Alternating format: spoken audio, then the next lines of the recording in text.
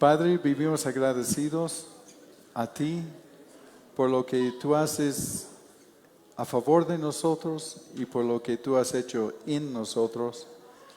Dios, vivimos agradecidos, queremos honrarte, queremos conocerte más, queremos entrar más adentro, queremos, Señor, conocerte en la intimidad para saber de tu corazón, de ser guiado por ti, de que tu gobierno realmente opera en nosotros y que seamos guiados por tu Espíritu en todo lo que hacemos.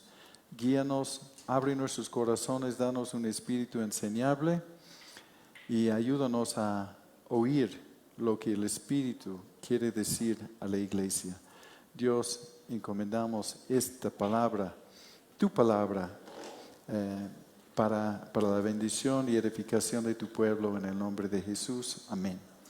Amén. Así pueden tomar sus asientos.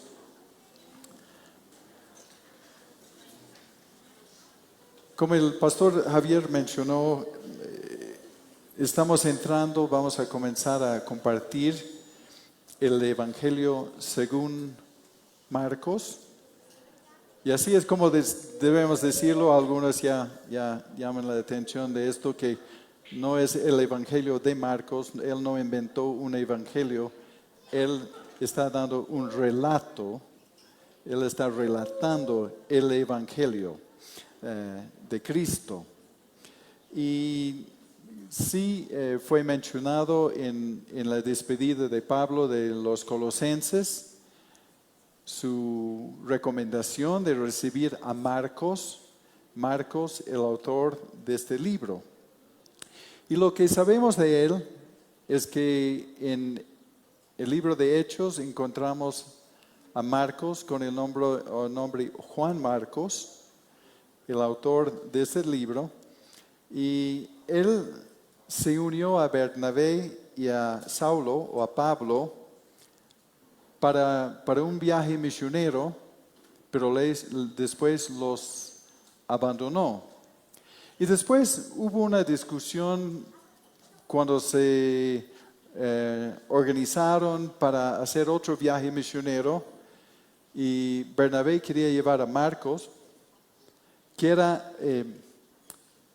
hay un poco de confusión aquí porque en Colosenses dice su sobrino de Bernabé, pero la mayoría o la mayor parte de las traducciones dicen el primo de Bernabé. Pablo no quería llevarle porque había abandonado la misión en alguna ocasión. Entonces Bernabé salió con Marcos para continuar la obra del Señor, y Pablo con Silas. Pero después se ve que hubo una reconciliación con Pablo y Marcos. Esta relación fue restaurada en 2 de Timoteo 4, versículo 11. Dice, en su despedida, dice: solo Lucas está conmigo, toma a Marcos y tráele contigo porque me es útil para el ministerio.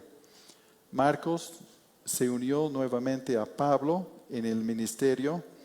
Y Lucas y Marcos, autores de libros de la Biblia, relatos del Evangelio, no eran de los 12 discípulos, pero los dos en ocasiones andaban con Pablo. Ahora, la tradición de la iglesia tiene a Pedro en realidad la fuente principal del Evangelio según Marcos. Y Pedro habla afectivamente de Marcos, llamándole mi hijo en 1 de Pedro 5:13, donde dice: la iglesia que está en Babilonia, y sabemos que está hablando de Roma, la iglesia que está en Babilonia, que fue elegida juntamente con ustedes, les manda saludos y lo mismo que mi hijo Marcos. Marcos estuvo con Pedro. Y en realidad Marcos era un discípulo de Pedro y su escriba. Y habían algunos relatos que nos hacen entender esto. El Papías, el obispo de Hierópolis, que es cerca de Colosas, afirmó alrededor del año 1400 después de Cristo que el presbítero, el apóstol Juan, que era el presbítero de la iglesia, decía de Marcos que él había convertido en el intérprete de Pedro y escribió con precisión los relatos y dichos de Cristo, aunque no fue en el orden exacto, ya que él no ni oyó al Señor ni lo acompañó, pero después acompañó a Pedro. Por lo tanto, Marcos no cometió error alguno al escribir algunas cosas como él las recordó. Él tomó cuidado especial de no omitir nada, ni colocar nada ficticio en las afirmaciones.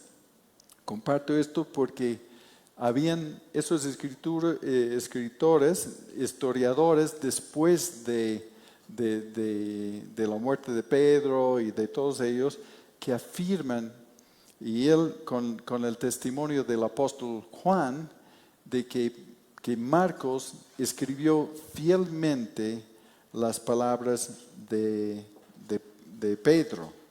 Y Justino Mártir, alrededor de 150 años después de Cristo, se refirió al Evangelio según Marcos como las memorias de Pedro, escrito en Italia, en Roma, que concuerda con la tradición temprana que fue escrito en Roma, ¿no?, a los cristianos romanos.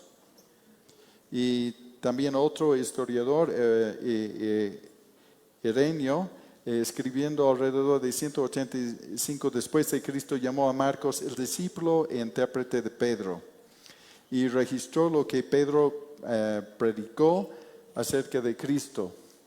Como les digo, esto para que cuando vemos Marcos podemos saber que tiene todo, aunque no anduvo con Cristo, tiene toda la autoridad para, esta carta lleva todo el peso y la autoridad de los apóstoles.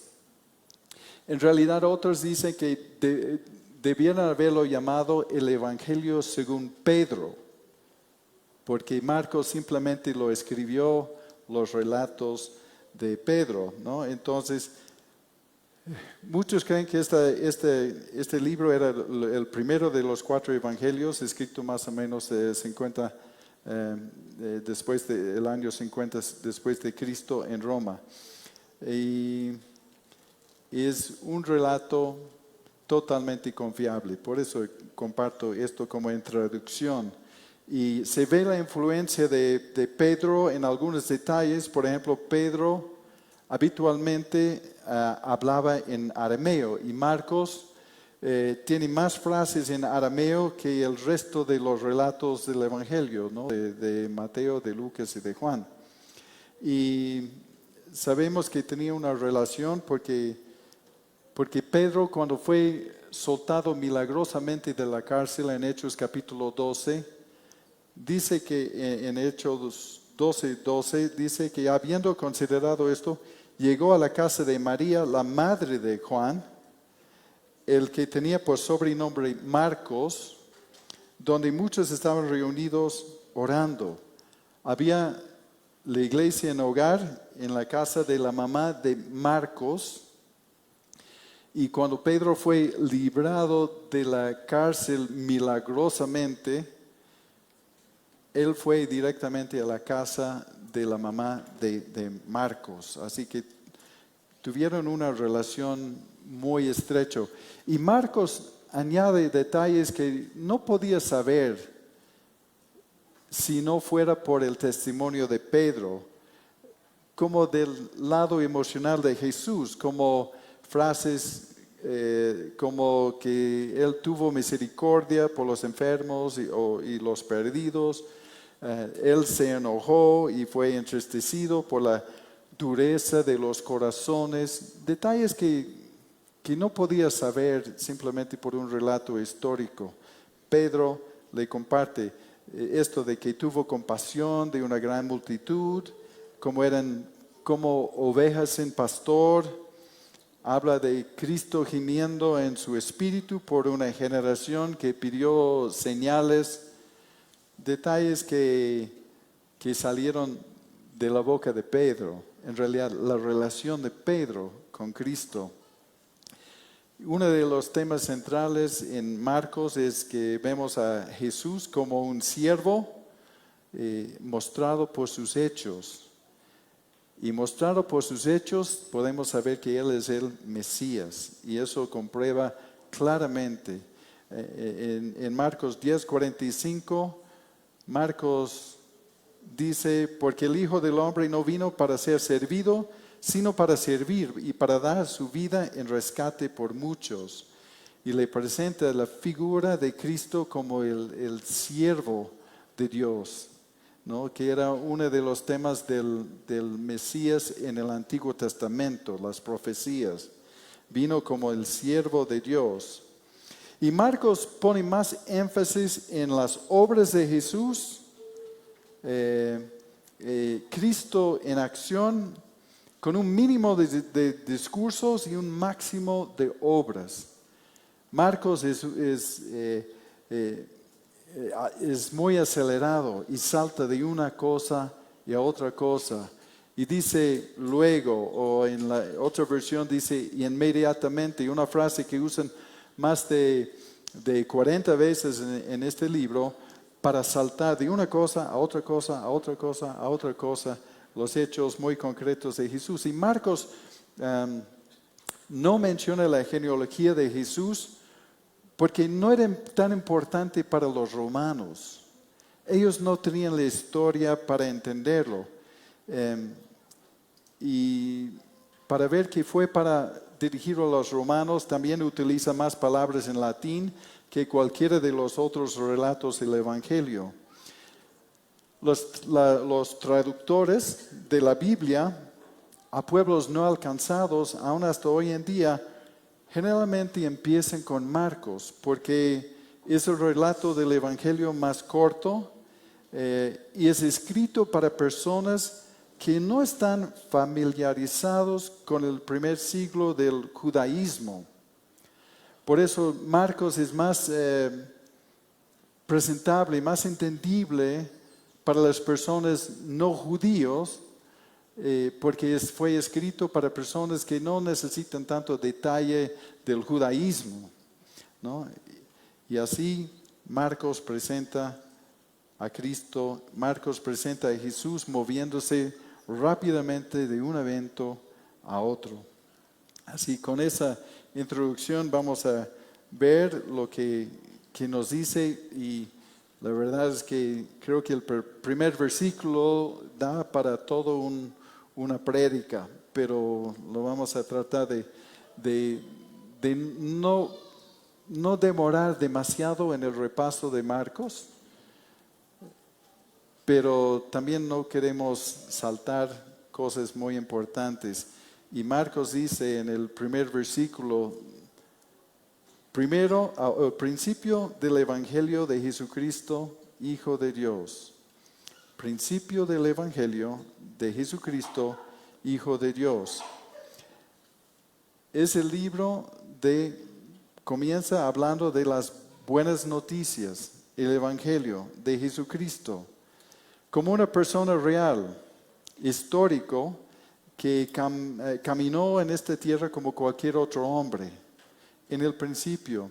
Y son las buenas nuevas de Cristo, el Mesías, porque han juntado a Jesús con Cristo, diciendo que es el Salvador, el Jesús, pero es el Cristo, el Mesías esperado, y el Hijo de Dios, y es Dios. Son las buenas nuevas del Hijo de Dios, el único Hijo de Dios, pero también le tiene Jesús al mismo nivel que Dios Padre, porque es Dios. Así que de entrada, Marcos comienza declarando que Jesucristo es el Mesías y Jesucristo es Dios. Y utiliza la palabra evangelio para explicar algo muy importante, porque entre los romanos esta palabra significaba eventos de alegría. Y estaba asociada con el culto del emperador. No era una palabra nueva. Entonces era asociada esta palabra con el culto del emperador, de cuyo cumpleaños y la ascensión al poder era celebrada como una ocasión de fiesta para todo el mundo. Y tales celebraciones eran llamadas evangelios. En las inscripciones y papiro de la era eran llamados evangelios en las inscripciones y papiro de la era del imperio.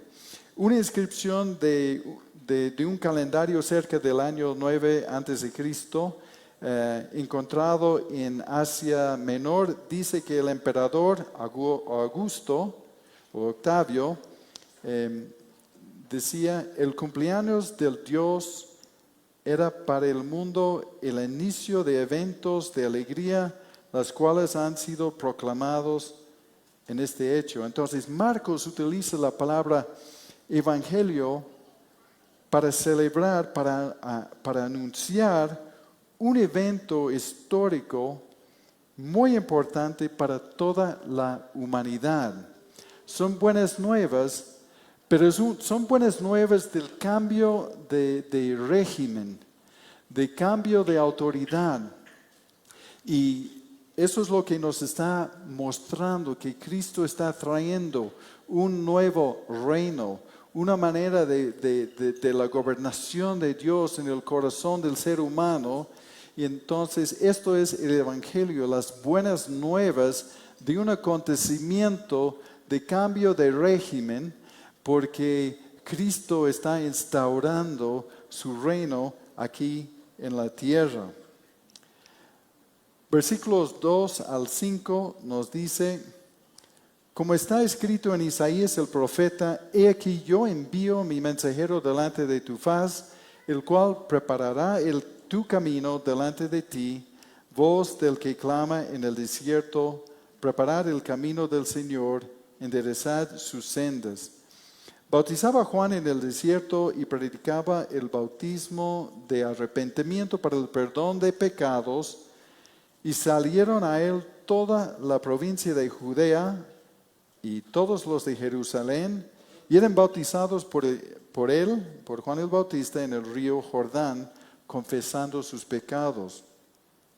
Está escrito. Ahora, obviamente los romanos no iban a entender mucho de las profecías y lo escrito, pero podían haber oído de Juan el Bautista y de saber que esto fue predicho por Dios siglos antes, de que vendrá un mensajero para preparar el camino. El profeta Isaías habló del mensajero que preparará el camino del Mesías. Y antiguamente, o en esos tiempos, cuando los reyes viajaban, ellos enviaron un mensajero adelante para asegurar que el camino era seguro, y también para anunciar la llegada del rey. Siempre mandaba delante de él uno para ver si el camino estaba en buen estado y que no habían ladrones y problemas y todo ello. Preparaba el camino, aseguraba el camino para anunciar el rey. Eso era la práctica que ellos hubieran conocido. Y Juan el Bautista tiene la misión de preparar el camino del Rey Señor Jesucristo, allanando los caminos, preparando el camino y quitando los obstáculos y las barreras, pero especialmente las barreras en la mente y en el corazón de las personas, removiendo los obstáculos porque la venida del Mesías, Jesucristo, era radicalmente diferente de lo que ellos esperaban. Entonces Juan el Bautista predicaba, todo esto, predicaba el bautismo de arrepentimiento para el perdón de pecados, porque está preparando las personas para recibir el Mesías, preparando el camino del Señor. La forma de preparar el camino del Señor era a través del arrepentimiento y el perdón de pecados. El bautizo era simbólico de la limpieza del pecado confesado. Y bautizar significa, como hemos compartido en varias ocasiones, significa sumergir. No hay ningún apoyo para la aspersión o de ser rociado por agua. El bautismo nos identifica con la muerte de Cristo y su resurrección, pero el bautismo para los judíos, la forma que ellos entendían que era practicado para ellos en la forma de inmersiones, pero típicamente para los gentiles que deseaban convertirse en judíos, de participar del judaísmo. Eso era como el bautismo fue entendido antiguamente. Entonces, para un judío, de bautizarse en los días de Juan, era como confesar de que estoy tan perdido y tan lejos de Dios como un gentil. Y necesito ponerme bien con Dios. Eso era lo que los judíos entendían en el tema del bautizo, porque sabemos que ahí no entendían nada de la muerte y la resurrección de Cristo, porque no sucedió aún. Pero así es como lo entendían, y los judíos estaban identificándose con la necesidad de acercarse a Dios. Fue predicado la llegada del Mesías, la preparación. Entonces ellos tenían que prepararse para esta llegada del Mesías, y la forma era de arrepentirse. Y bueno, simbólicamente esto era lo que les hacía el bautizo. Era algo público de decir que realmente necesito estar bien con Dios, aunque no entendían nada de la obra de Cristo todavía, ¿no? Entonces sí, el bautismo cristiano demuestra arrepentimiento, pero también para nosotros es más, porque al ser bautizado en Cristo, estamos identificándonos con su muerte y su resurrección, ¿no? Entonces venían de toda la provincia de Judea y de Jerusalén, y muchos reconocieron que eran pecadores y reconocieron su necesidad de prepararse para el Mesías. Porque el mensaje principal de Juan para los judíos no era tanto que eres un pecador y necesitas arrepentirte. El mensaje era: el Mesías viene. El Mesías viene, ordena tu vida, ¿no? Arrepiéntete. Pero el mensaje era, no era como diríamos ahora, eres un pecador separado destituido de la gloria de Dios y todo ello. Más bien era: el Mesías viene. Entonces, basado en esto, ya uno debe ordenar su vida. Y en Marcos 1, 6 y 7 y 8, dice: y Juan estaba vestido de pelo de camello y tenía un cinto de cuero alrededor de sus lomos, y comía langostas y miel silvestre, y predicaba diciendo: viene tras mí el que es más poderoso que yo, a quien no soy digno de desatar encorvado la correa de su calzado. Yo a la verdad les he bautizado con agua, pero Él les bautizará con el Espíritu Santo. Ahora, para comenzar, simplemente un paréntesis aquí. Cuando dice pelo de camello y tenía un cinto de cuero, eso nos hace recordar de Segunda de Reyes, que no vamos a ver, pero en el primer capítulo, Segunda de Reyes 1:8, donde presentaban Elías así. Elías es el que andaba con pelo de animales y un cinto de cuero. Y simplemente unos versículos muy rápido, Mateo 11:14, que dice, cuando Jesús hablaba de Juan el Bautista, él decía, y si quieren recibirlo, Juan el Bautista, es aquel Elías que había de venir, porque fue profetizado. En Lucas 1:16 y 17 dice, y hará que muchos de los hijos de Israel se conviertan al Señor Dios de ellos, e irá delante de él con el espíritu y el poder de Elías. Hablando de Juan el Bautista, el nacimiento de Juan el Bautista, y dice de él que él hará que muchos de los hijos de Israel se conviertan al Señor Dios de ellos, y irá delante de él con el espíritu y el poder de Elías, para hacer volver los corazones de los padres a los hijos y de los rebeldes a la prudencia de los justos, para preparar al Señor un pueblo bien dispuesto. La misión de Juan el Bautista en el espíritu y el poder de Elías. Y en Malaquías 4:5 nos habla de esto y dice, he aquí, bueno, en el capítulo 3 habla del envío del mensajero Juan el Bautista, de preparar el camino, pero en el 4:5 de Malaquías nos dice, he aquí, yo les envío el profeta Elías antes que venga el día de Jehová grande y terrible. Y están esperando los judíos el regreso de Elías. Comparto esto porque para mí era muy confuso en su tiempo. Y les llevo a Mateo 17, 10 al 13, donde nos dice, entonces sus discípulos le preguntaron diciendo, ¿por qué pues dicen los escribas que es necesario que Elías venga primero?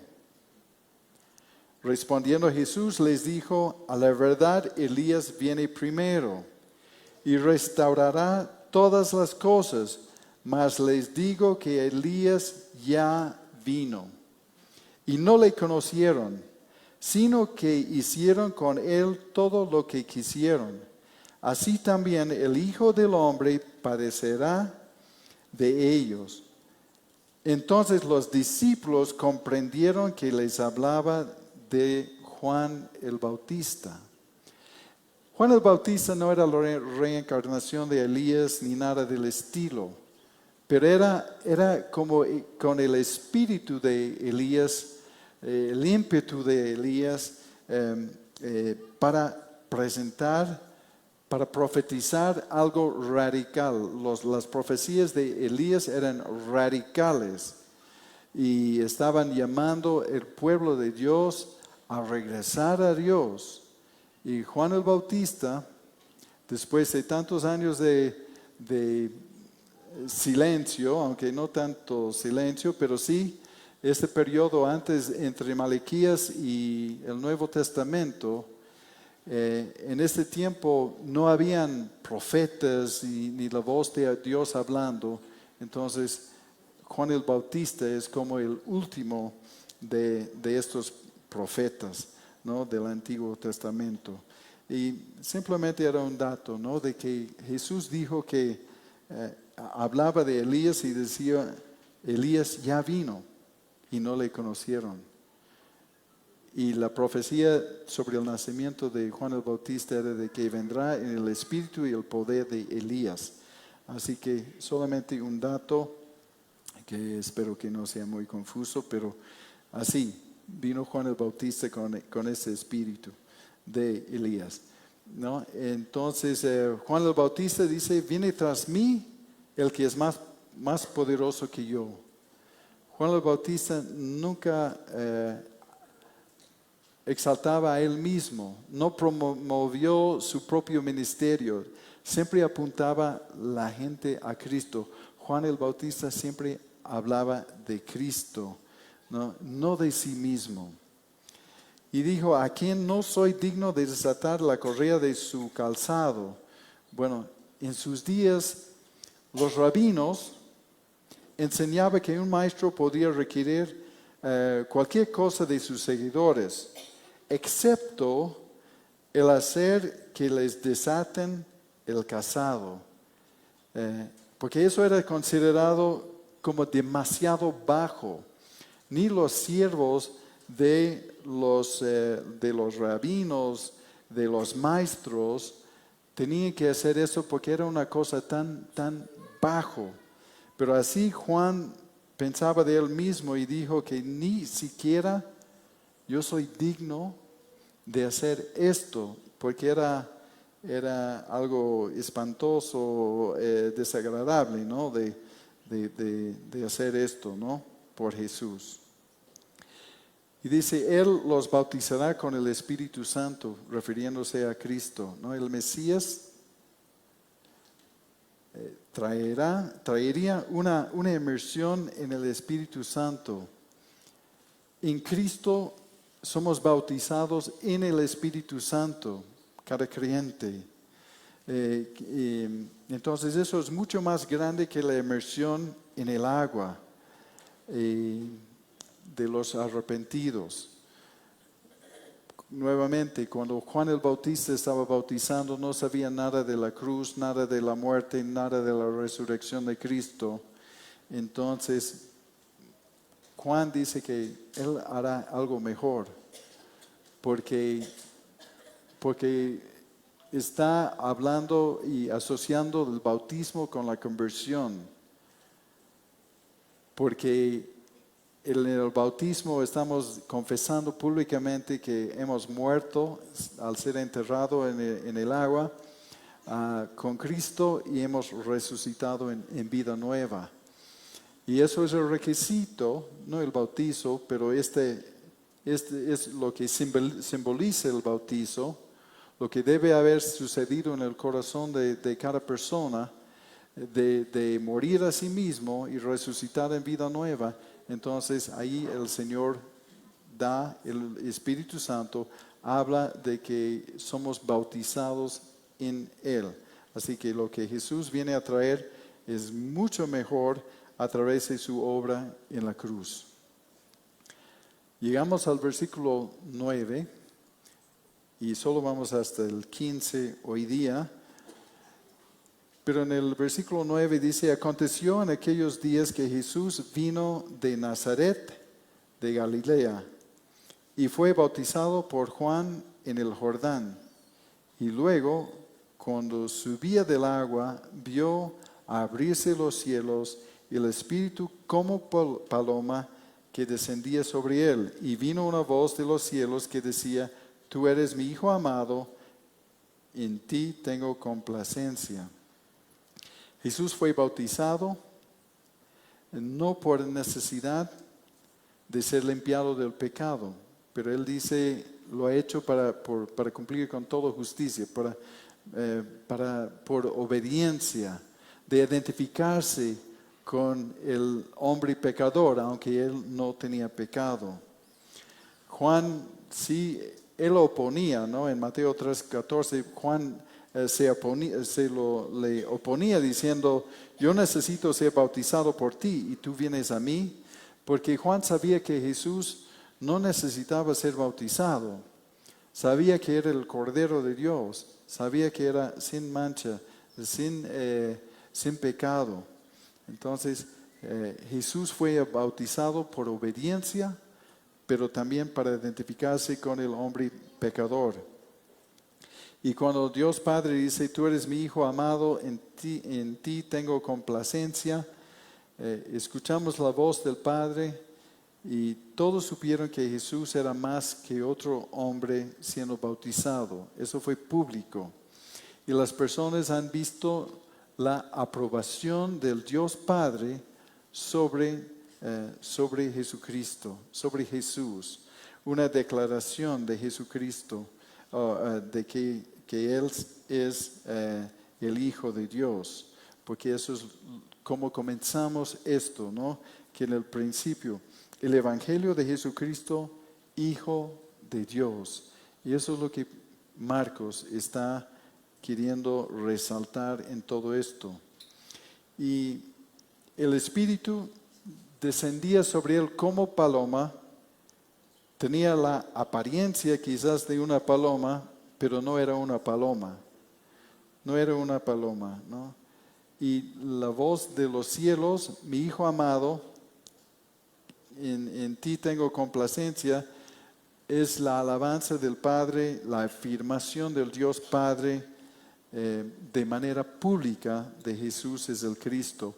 Y aquí vemos la Trinidad en acción, porque vemos la presencia del Hijo de Dios, escuchamos la voz del Padre y también vemos el Espíritu Santo reposando sobre Él, ¿no? Vemos la Trinidad junto en todo este acontecimiento que es bastante importante.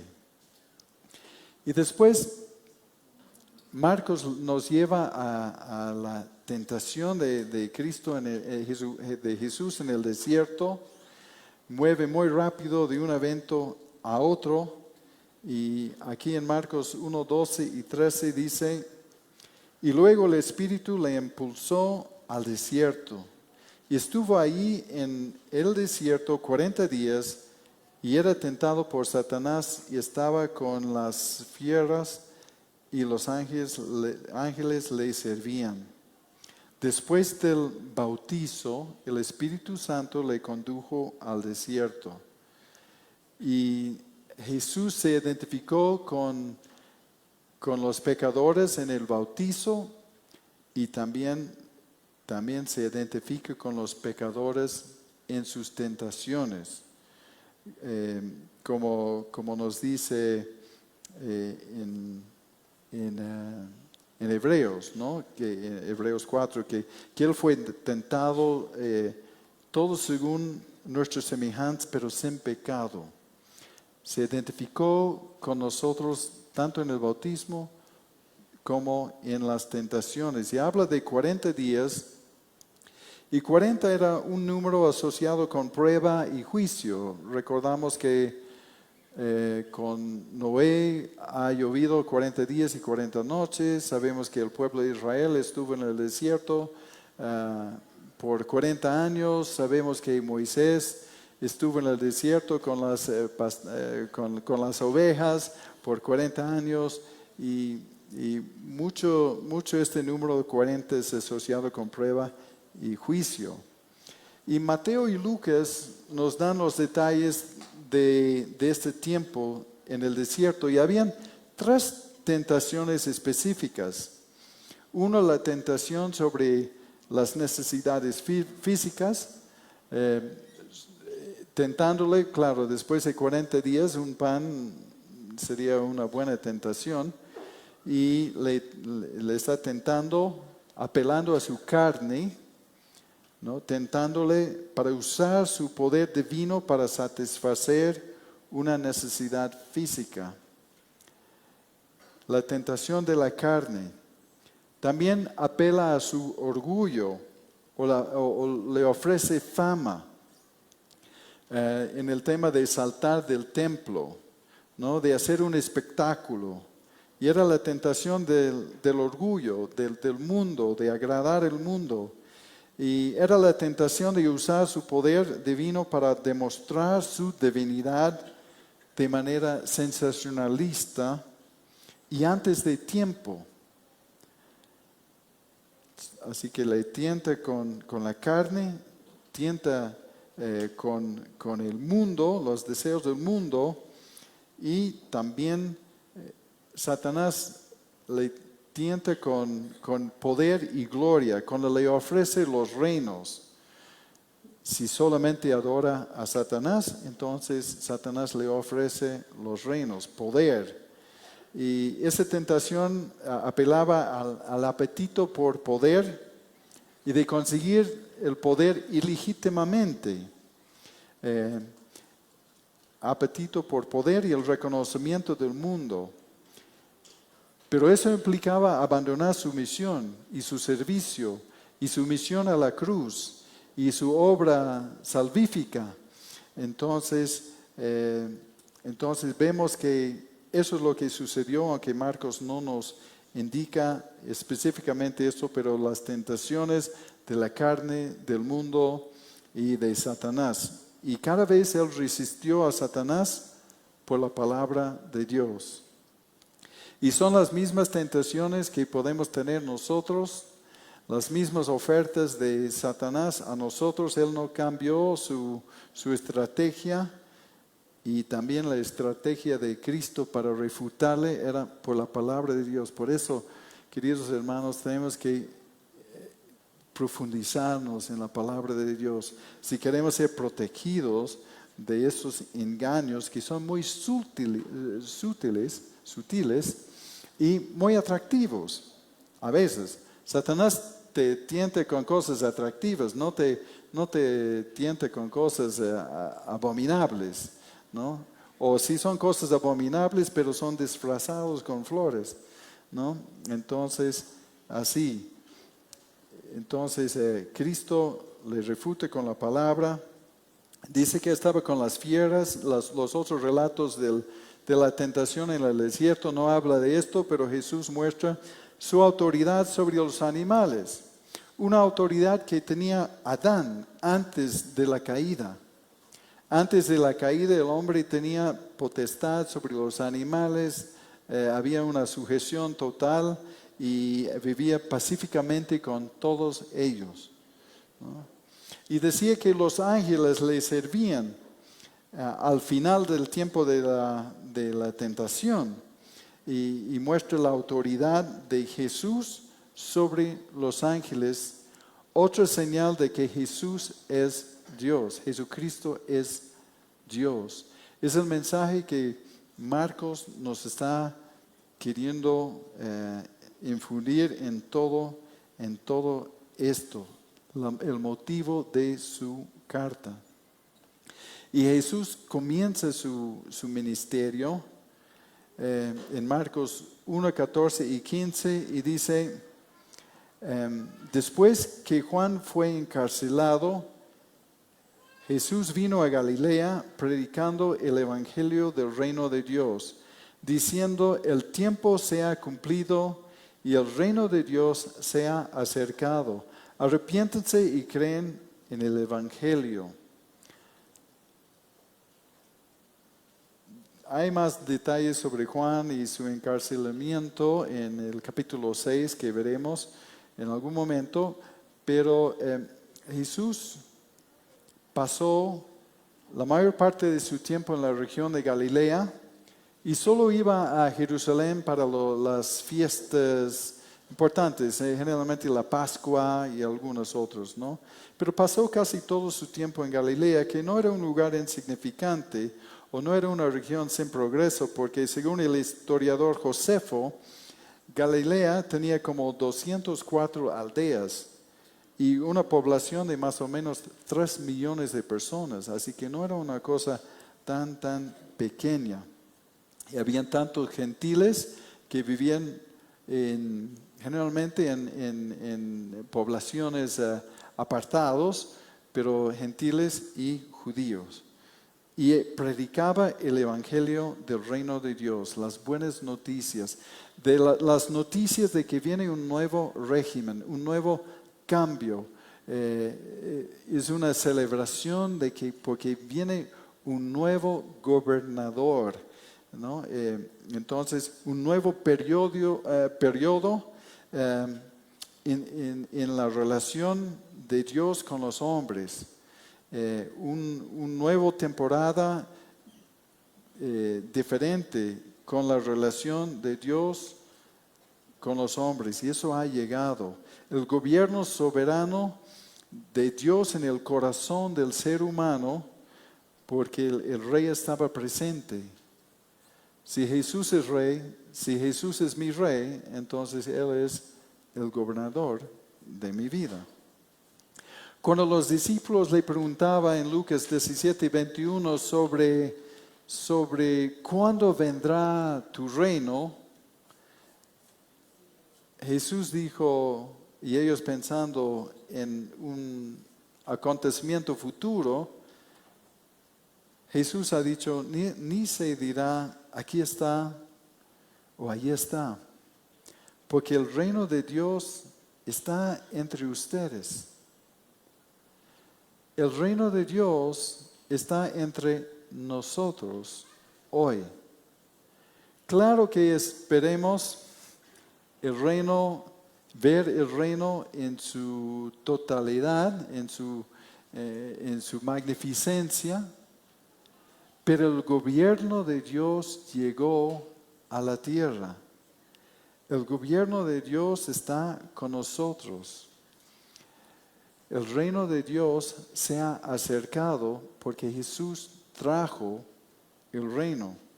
Y eso es lo que Marcos nos quiere hacer entender. Y la forma de entrar en este reino, Él nos dice, es arrepentirse y creer. Arrepentirse y creer es la forma de entrar en este reino, ¿no? Porque, como les decía, los judíos esperaban otra cosa del Mesías. Ellos esperaban el Mesías, pero no como Jesús. Entonces, la mayoría de ellos esperaban un reino político.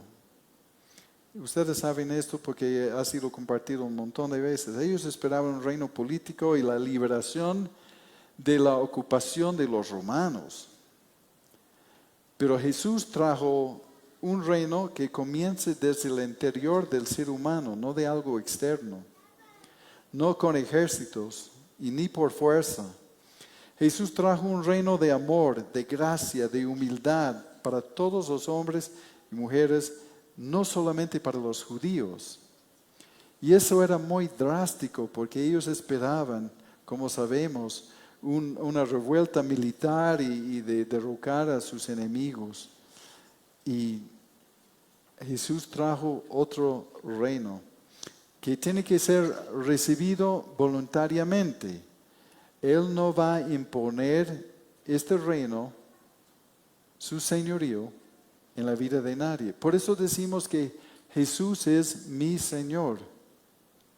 Es mi Señor porque yo estoy bajo su gobernación, yo estoy bajo su poder. Yo debo ser guiado por Él, yo debo sujetarme a Él. Ahora, eso no es un evento futuro cuando Él venga, es un evento ahora. Por eso Juan el Bautista podía decir, y Jesús mismo, los dos usaban la misma frase, que el reino de Dios, arrepiéntense porque el reino de los cielos se ha acercado, ¿no? El tiempo se ha cumplido, el reino de Dios se ha acercado. Por eso, arrepiéntense y creen. Son los requisitos para apropiarse de esta bendición. Ya no por la ley, ya no ganándolo por obras, aceptándolo, arrepintiéndonos. Arrepentirnos significa que hemos dicho que sí, estamos apartados de Dios, reconociendo nuestra necesidad. Así que Jesús trajo el mensaje del reino de Dios en la tierra.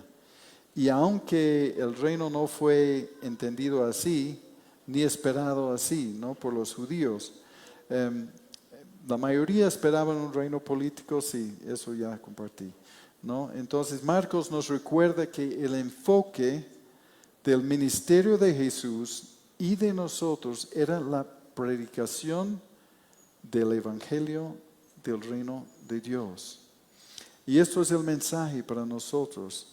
Y eso es el mensaje de Marcos, la predicación del evangelio del reino de Dios. El reino se había acercado. Jesús lo trajo. Y Él dijo que cuando el tiempo se ha cumplido, el tiempo, hay dos palabras griegas para tiempo. Uno es cronos, que entendemos como cronología, pero la otra palabra es kairos, ¿no? Y muchos saben esto, ¿no? El kairos de Dios.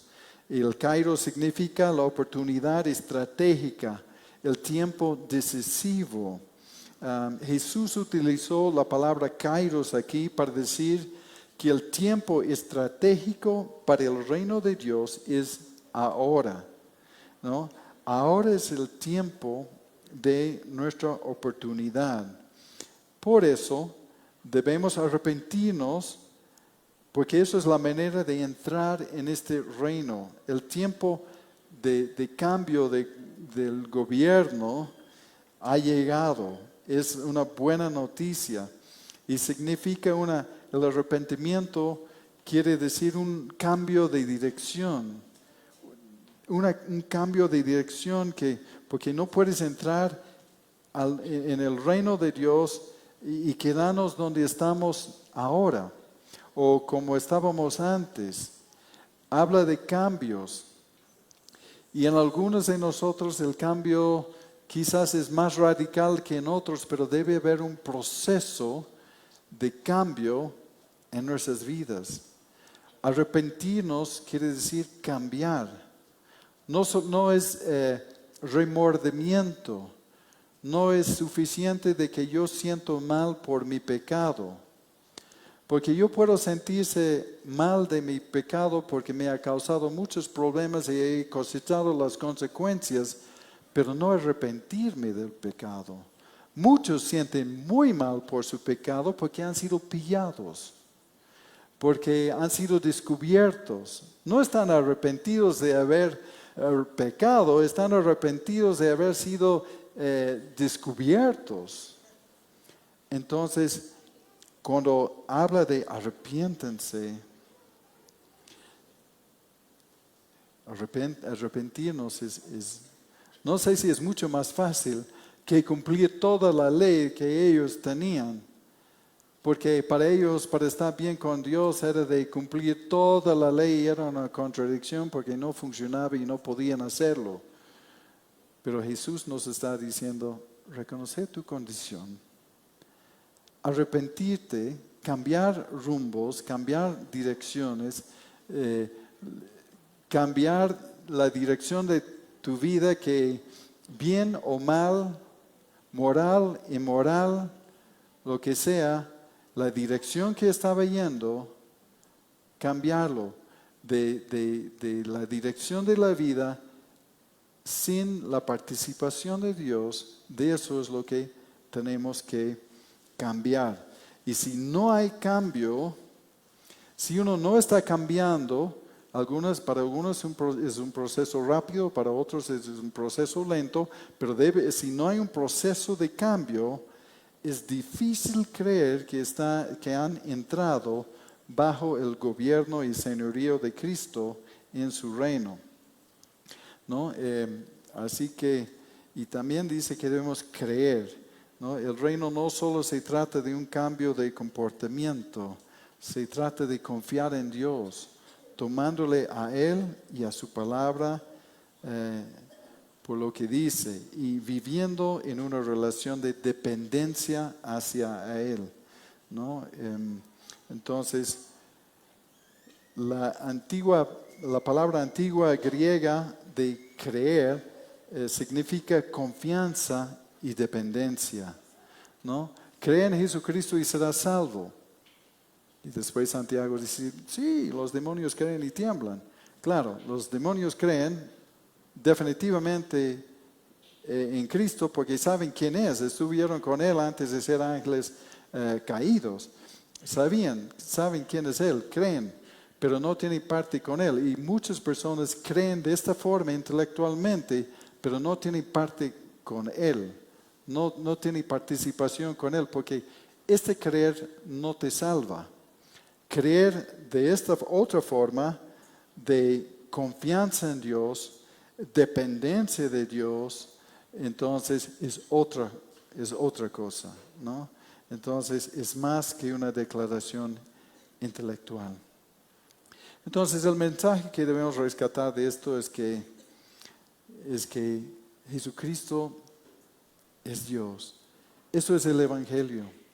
Eso es el Evangelio. Alguien podría decir, ya lo sé, ya he leído eso un montón de veces, es muy simple, ¿no? Conozco la historia, pero es más que algo intelectual, tiene que ser parte de nuestro ser. Y es quizás nuestra intención cuando enseñamos la palabra, más que informar de que esto sea revelación, pero es algo que no podemos dar, la revelación de esto, ¿no? Como como el hermano Víctor compartió sobre la majestad de Dios, pero la majestad de Dios podemos entender académicamente, pero cuando vemos la majestad de Dios y vivimos esto, es otra cosa.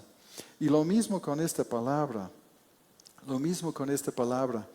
Yo me emociono por eso de compartir Marcos, porque cuando yo conocí al Señor, sin la ayuda de ninguna persona, conocí al Señor y simplemente sabía que Él era real y yo estaba mal y cambió mi mundo.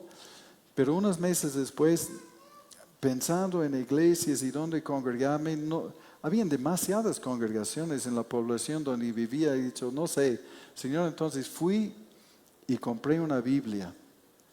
Y esta Biblia era de traducción de lenguaje actual, entonces era más fácil de leer. Pero en el comienzo de esta Biblia decía, si nunca has leído la Biblia, comienza con Marcos. Es lo que hice. Y realmente conocí a Cristo, conocí a Jesús. Porque yo pensé que la Biblia era un libro de reglamentos y reglas y prohibiciones que nadie podía cumplir y nadie hacía caso a eso. Pensé que era un libro extremadamente aburrido y imposible de leer. Y cuando comencé a leer Marcos, he dicho, wow, Jesús, estoy contigo, lo que sea, entrego todo, porque conocí a Cristo, no solamente conocí la lectura, conocí a Cristo y he dicho, realmente tú eres quien dices que eres. No tenía idea que tú eres Dios, no tenía idea que tú vives ahora, que tú vives en mí. No tenía idea de nada de esas cosas, no sabía qué era el Evangelio. Y me enamoré de Cristo. He dicho, me tienes, ¿no? Lo que sea. Y por eso estoy aquí hoy, ¿no? Pero realmente, nosotros tenemos información abundante, pruebas indubitables, relatos y testigos y evidencia arqueológica y argumentos apologéticos y verdades indiscutibles y sobre todos esos principios que conducen a vida. Pero eso puede ser información y puede ser académico. Pero otra cosa es cuando esto es tuyo, ¿no? Cuando es tuyo, es cuando nosotros enseñamos. Eso yo digo a mí mismo, siempre. Puedo estudiar mucho sobre un mensaje y una prédica, pero tiene que llegar a ser mío. Quizás reconozco mi necesidad pero el mensaje tiene que ser mío. Si hablo del Señor, tiene que ser real en mi vida, porque si no, ¿de qué estamos hablando? ¿No? Eso es lo que Marcos hizo por mí, lo hizo muy real y me llevó a una relación en Cristo y no fue solo un cuento histórico. Conocí a Jesús y solo quería pasar más tiempo con Él y más tiempo en su palabra. Y de ahí agarré la palabra, leía todos los días, tapa a tapa la Biblia. Y realmente, claro, en los primeros pasajes uno no entiende nada del Antiguo Testamento, ¿no? Pero en la medida que uno sigue pasando, va agarrando algo más cada vez, ¿no? Y eso cambió mi vida radicalmente, me señaló el camino y cambió todas mis prioridades y propósitos, ¿no? Entonces, si solo conocemos al Señor por el relato de otros, realmente hemos perdido la mejor parte. Porque el cristianismo es demasiado difícil sin estar conectado con Cristo. Es demasiado difícil hacer esto simplemente como una tradición o rutina. Porque simplemente el conocimiento intelectual no puede producir perseverancia, ni pautas morales, ni fidelidad, ni ningún cambio. No nos darían la motivación de hacerlo. Entonces cualquier motivo valdría como para abandonarle. Y como muchos, ¿no? Entran en la iglesia y dicen, bueno, haré la prueba, ¿no? A ver si Cristo funciona para mí. Después, como han venido a la iglesia con un montón de expectativas erradas de lo que Jesús iba a hacer por ellos, dicen, no, que eso no funciona, entonces no funciona. Entonces ya, haré otra cosa. Entonces, Marcos nos recuerda que lo más importante aquí es el Evangelio del reino de Dios, ¿no? El Evangelio es el centro y debemos saber cómo compartirlo, ¿no? Como dice 1 de Pedro 3:15, ¿no? Debemos santificarnos, sino santificar a Dios el Señor en sus corazones y estén siempre preparados para presentar defensa con mansedumbre y reverencia ante todo el que les demande razón de la esperanza que hay en ustedes. Entonces debemos poder compartir el Evangelio. Porque muchos podemos compartir sobre nuestra fe y sobre muchas cosas y sobre Dios y sobre algo que hemos aprendido, pero lo importante es compartir el Evangelio. El Evangelio, si van a entrar en el reino de Dios, tienen que conocer el Evangelio, su condición, su separación de Dios, y la forma de abrazar el Mesías es arrepentirse, un cambio en la vida, cambiar direcciones, ¿no? Y creer que Jesús es el Cristo y aceptarle como nuestro Señor, nuestro gobernador, porque el reino de Dios está en medio de nosotros. Por ahora voy a parar aquí, voy a invitarles a ponerse de pie. Siempre estoy buscando un reloj que gira un poquito más lento. Pero sí, se fue el tiempo. Pero vamos a orar. Vamos a orar y también darles un aviso mientras el grupo está aquí. Con el pastor Javier hemos turnado como para visitar a la hermana Hilda. Está mucho mejor, ya ha recuperado mucho de sus fuerzas, ya puede caminar bien, ya está recuperando, ya está reinflando su pulmón, ya puede hablar mejor, ya está con su teléfono. Ya puede hablar mejor y bueno, ella decía que no visites hasta esta semana, bueno, la semana pasada porque ya comenzamos uno nuevo, pero creo que está en muchas mejores condiciones ahora. Está hablando con mucha más facilidad. Ella dice, porque han sacado un montón de líquido de su pulmón, de que recién de años está respirando bien, ¿no? Y una yapita es de que tiene un alivio, pero impresionante de su artritis, ¿no? Y no saben cómo está conectado todo esto, pero Dios está obrando. Dios está obrando. Así que vamos a orar. Padre, queremos darte las gracias porque nos has dado este libro para poder conocerte. Y realmente, Señor, sabiendo quién eres tú y lo que tú has hecho, quedamos admirados. Queremos darte las gracias, Dios, porque en algún momento has abierto nuestros ojos para ver que esto es verdad.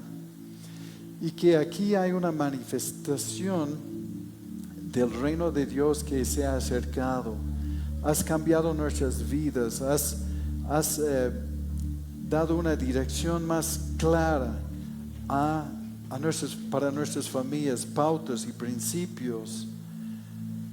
Gracias, Señor. Sabemos que todos somos una obra en proceso, pero bendito proceso.